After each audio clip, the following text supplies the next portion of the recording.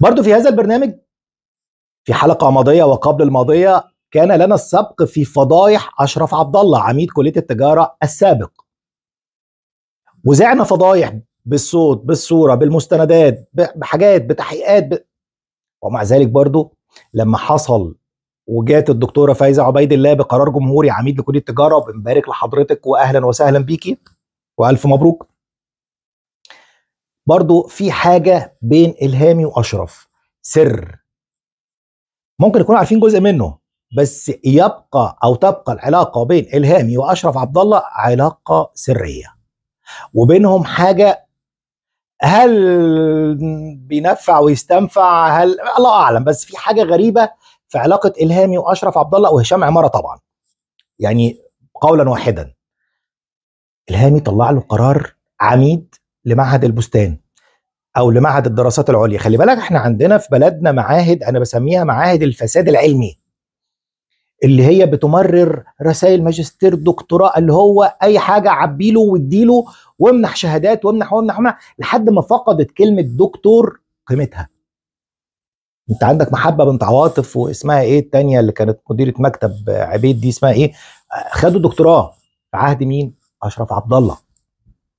فهمت ليه بيجيب الهامي عمداء علشان تمرير ايه؟ زي ما شفت كان عايز يمرر برضو موضوع المناخلي في كليه الطب البيطري، زي ما مررنا موضوع الاحول في كليه الطب البيطري، واحده مشرفه جايبه جوزها يحكم رساله، ما شفناهاش في اي حاجه في الدنيا دي خالص. بالمناسبه تم سحب الدرجه العلميه ومطلوب اعاده المناقشه في حدث هو الاول من نوعه في الجامعات المصريه، وده بفضل في برنامج الطريق الثالث بالمناسبه يعني.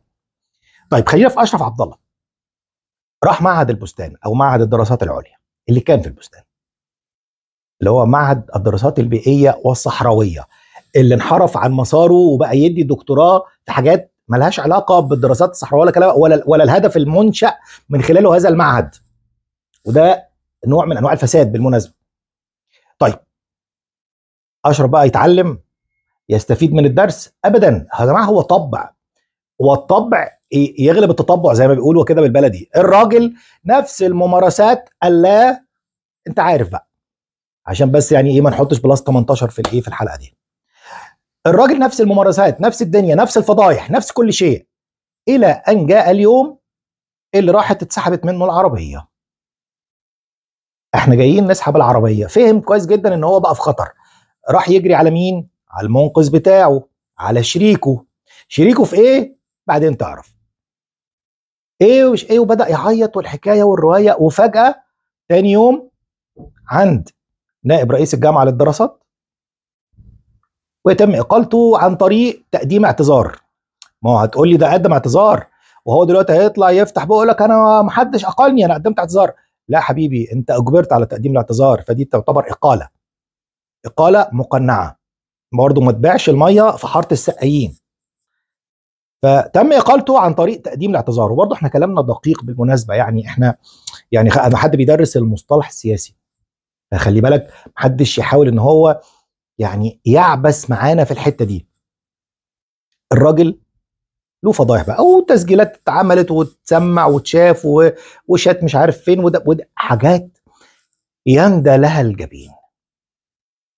طيب الموضوع يقف عند كده لحد؟ لا، تاريخ اشرف عبد الله لما كان في احد المعاهد في كينج مريوط، ومشهور هذه المعاهد ايضا يعني بالفساد العلمي، تمام، اللي هي برضو بوابه خلفيه للتعليم، منح شهادات لمن لا يستحق، فلوس بتدفع وخلاص. ما احنا عندنا كارثه كبيره جدا في التعليم، مش مجالها دلوقتي ولسه هنتكلم فيها بعدين. طيب الراجل ده ايضا كان نفس الممارسات الاخلاقيه، وتحول لمجلس تاديب، والموضوع تحول للوزاره للتحقيق وتحقيقات ومجالس تاديب مره ومجالس تاديب اتنين.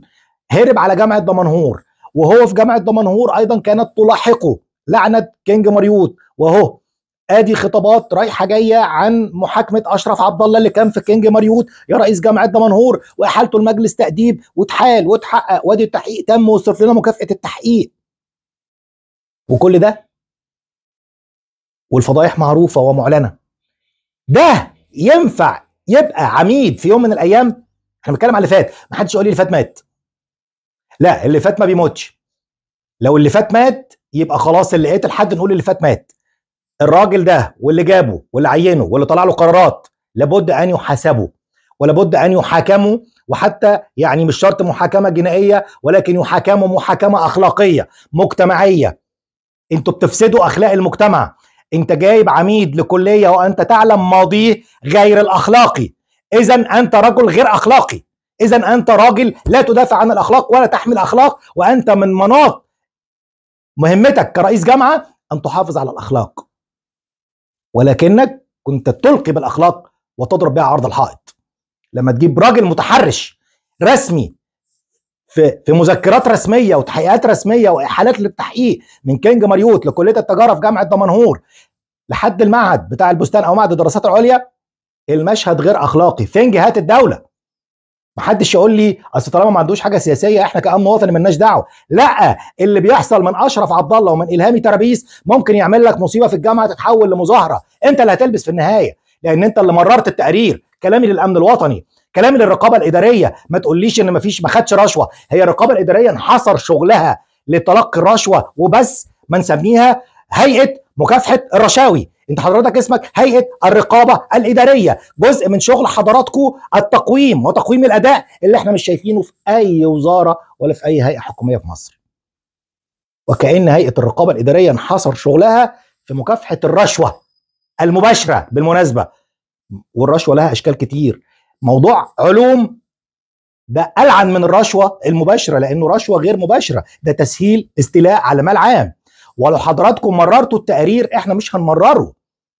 والموضوع بتاع علوم ده انا عندي استعداد اصعده لاعلى جهه في الدوله. هروح الاول وهطرق الابواب في الرقابه الاداريه في القاهره كالعاده. انا ما بحبش اتخطى حد، علشان لما اروح الجهه الاعلى ما يقوليش انت طب انت ما رحتش ليه للجهه الفلانيه، وهو يوديه. لا، اقول له لا انا رحت وعملوا كذا كذا كذا كذا وكان المفروض يتعمل كذا كذا كذا. خلي بالك لما بتتعامل مع حد فاهم غير لما تتعامل مع حد بيجتهد.